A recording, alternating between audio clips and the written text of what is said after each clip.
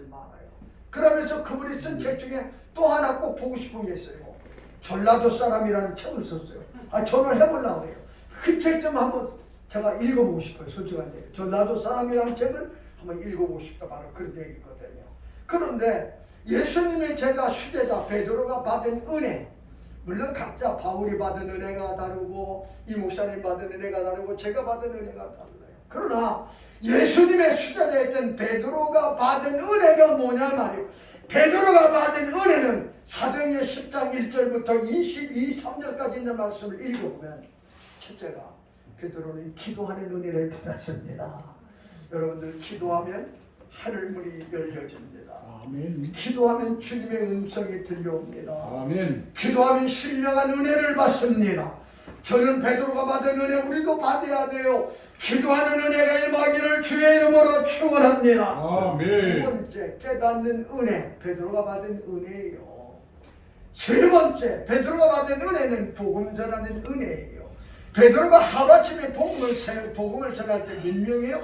하루아침 몇 명? 3,000명이 회개하고 돌아오는 은혜가 임했어요. 아멘. 기도할 때마다 주님 나에게도 기도하는 은혜를 주시고 순종하는 말씀에 순종하는 은혜를 주시고 나에게도 복음 전하는 은혜를 허락해 주시기를 원합니다. 아멘. 베드로가 받았던 은혜 항상 쉬지 말고 기도하래요. 이것이 하나님의 뜻이래요. 아멘. 지금은 그 찬송을 잠깐마다 잊어버릴 때는 잘 부르지 않았어요. 부흥회 때만 늘 부르는 거 아니에요? 주님 뜻대로 살기로 했네. 주님 뜻대로 살기로 했네. 주님 뜻대로 살기로 했네. 뒤돌아서지 않겠네. 세상 등지고 십자가 보내. 세상 등지고 십자가 보내. 세상 등지고 십자가 보내. 되돌아서지 않겠네. 기도하는 삶이 바로 하나님의 뜻입니다. 아멘. 오늘 노공학교의 여러분들은 늘 주님과 기도하는 삶의 연관이 있어지기를 주님의 이름으로 축원합니다. 저는 새벽기도 나가면서 저 혼자예요. 사실 새벽기도 혼자입니다. 교회에 나가서 제일 먼저 우선은 성경을 읽어요. 보통 4시에 3시 반 정도 되면 일어나니까 4시 좀 넘으면 교회 가거든요. 성경을 10장 읽으면 딱 1시간 걸려요. 1시간. 빨리 읽으면 더 읽지만 한 장 보통 한 장씩 읽으면 정독을 하면 10장 읽어서 1시간, 1시간이요. 그죠? 그리고 기도합니다. 기도하면서 제일 먼저 하는 기도가 바로 이 기도예요. 하나님 없이는 살 수 없는 인생의 전걸 알잖아요. 그치? 하나님 없이 못 살아요. 주님이 붙들어주지 않으면 바로 설 수도 없습니다. 하나님이 이끌어주지 않으면 한 sap도 갈 줄 모르는 저들이고 하나님이 역사하지 않으면 아무것도 할 수 없는 존재가 바로 저희가 알잖아요. 오늘 하루도 주님의 손으로 붙들어 주시고 내 가는 길을 인도해 주시고 나와 함께 역사해 주시기를 원합니다. 아멘. 그게 첫 번째 기도의 문을 여는 거거든요.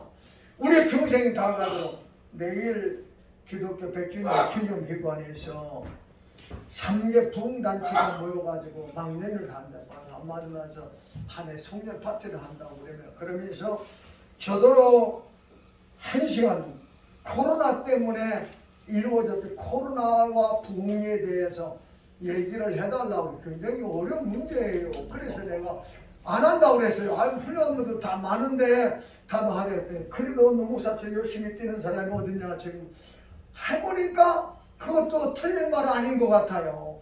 그러면 20분 동안 하래요. 3사람이 연차가 서는데 차라리 두 사람씩 오든지 넉넉히 시간을 줘야지 15분, 20분 동안 무슨 얘기를 해요.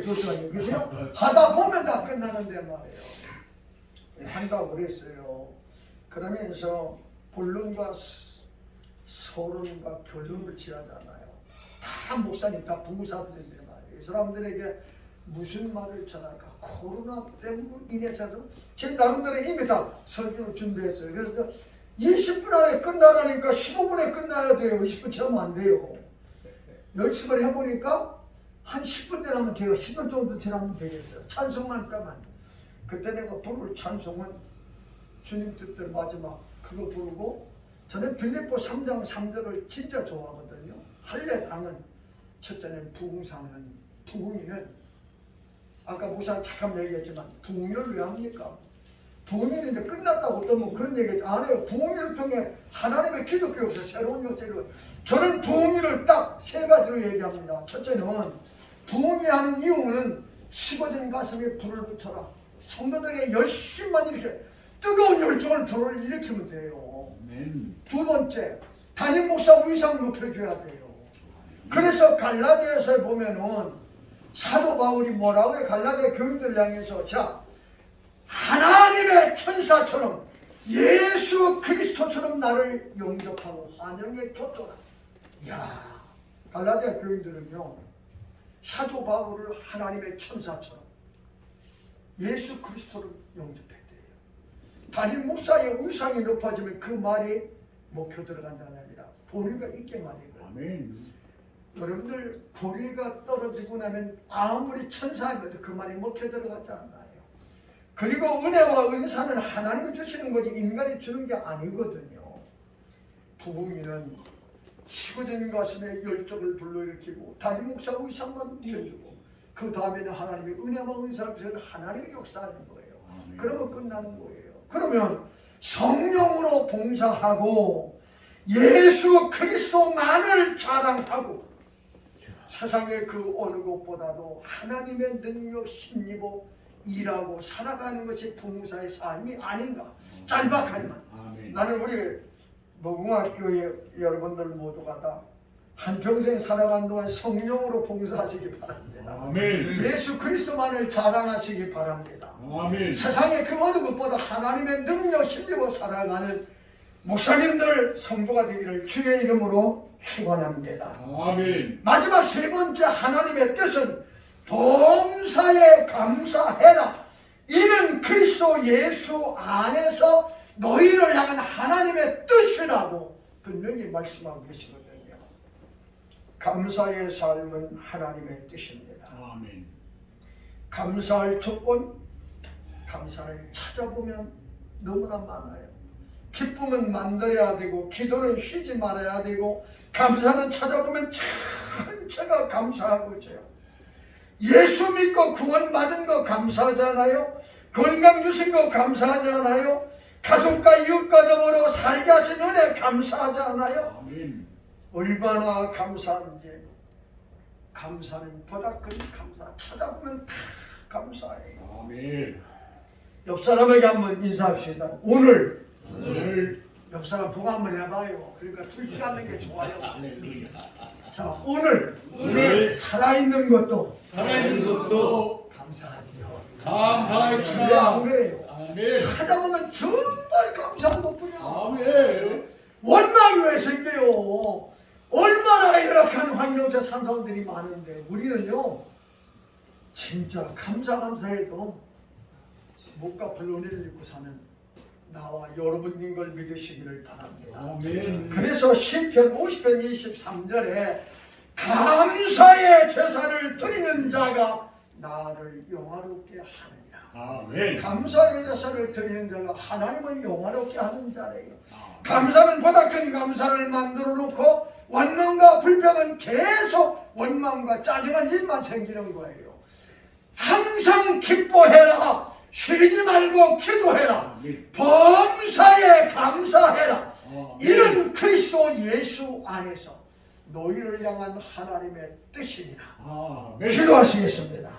고마우신 하나님, 항상 기뻐하게 하시고 쉬지 말고 기도하게 하시고 범사에 감사가 넘치는 삶의 모습이 우리의 모습 되게 하옵소서.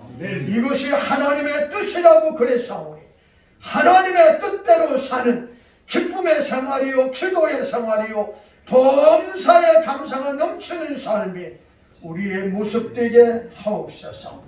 한평생 살아가는 동안 성령으로 봉사하고 예수 그리스도만을 자랑하고 세상의 그 어느 것보다도 하나님의 능력 힘입어 살아가는 모습이 우리의 모습 되게 하옵소서. 예수님의 이름으로 감사하며 기도드리옵나이다. 아멘. 아멘.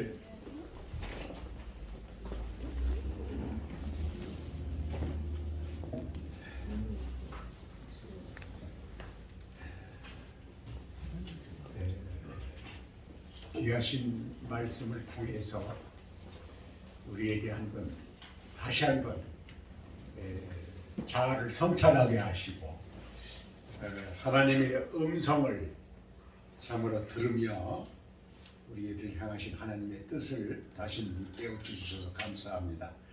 수고하신 목사님 은혜 많이 받았습니다. 우리 감사 박수 한 번 올립니다.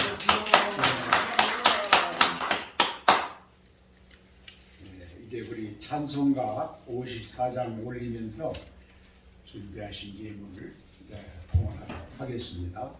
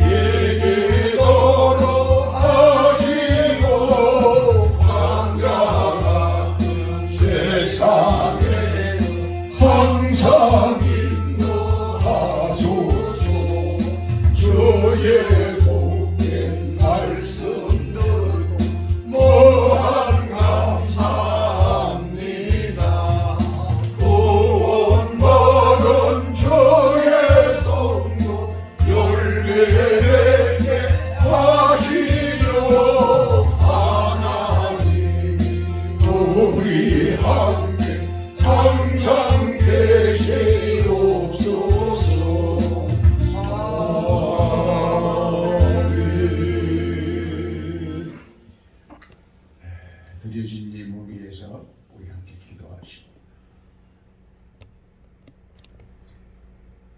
사랑이 무한하시며 자비가 한량없으신 우리들의 아버지, 참으로 무엇 하나 헤아릴 줄도 모르고 아버지 하나님 무엇 하나 해낼 수 없는 무능한 저희들을 그토록 사랑하셔서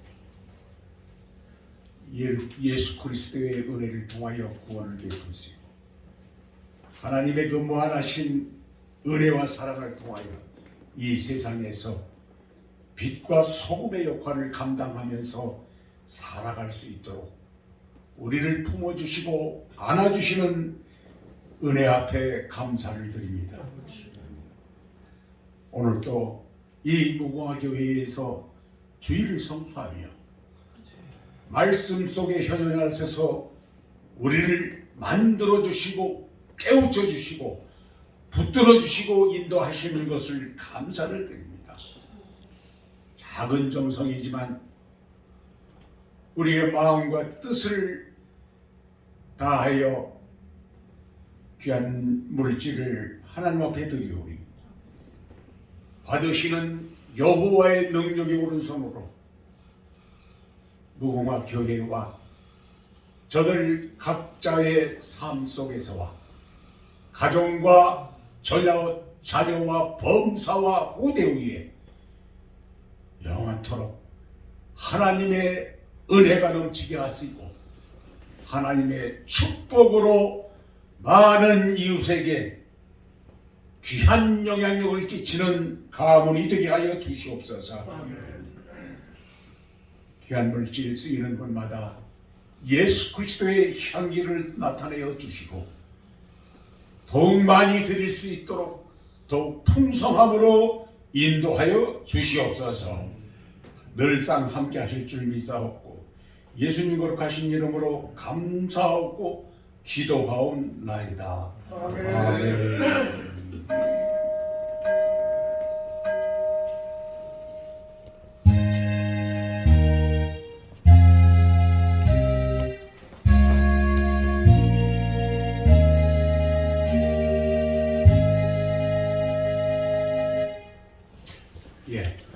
박성기 목사님께서 교회 소식을 전하시겠습니다.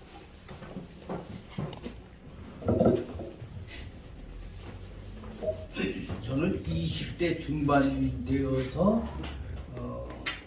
교회를 다니기 시작을 했습니다. 그럴 즈음에 제가 우리 동네 보면 거의 다 불교 절에 다니는 사람들이었었어요. 근데 그 절에 다니는 사람들을 보면 그냥 관념적인 신앙이에요. 그 신앙이라는 표현을 써서 빌런지 모르지 않은 아니 관념적인 신앙이에요. 그때 종교가 뭐예요? 그러면 아니 우리 절에 다녀요. 근데 절에 다니는 사람인지 아닌지 그 생활 속에서 뭐 나타나는 게 아무것도 없어. 그냥 절에 다니는 사람이라는 거예요. 저 불교인들은 그냥 관념적인 신앙이구나 이런 생각을 그때 당시 했었어요. 근데 요즘 우리 기독교인들 보면 역시 또 관념적인 신앙. 뭐 종교가 뭐예요? 그럼 기독교인이라고 하는데 진짜 그들의 삶 속에 삶의 모습 속에 그리스도인의 모습은 찾아볼 수가 없고 그저 관념적으로 나는 기독교인이다. 그런 생각들 가운데 살아가는 우리 교인들이 너무나 많이 있는 것 같아요. 이제 금년 다음 주이면 마지막 주일입니다. 이제 오용용해다 보니까 마지막 주일이 벌써. 그리고 성탄절이야. 근데 이 성탄절도 이제 성탄의 의미는 싹 빠져버리고 그냥 한나라 축제의 날로 이게 그냥 변질돼 버렸어요. 물론 뭐 일반인들도 그렇고 교인들도 그래. 교인들도 우리가 도는 주일날 성탄 주일을 이제 맞고 지키게 되는데 우리의 마음가짐 어떻게 성탄절을 맞을까, 어떠한 성탄절로 맞을 것인가 여러분들이 깊이 생각하면서 정말 의미 있는 그런 성탄절이 되어지기를 바랍니다. 네.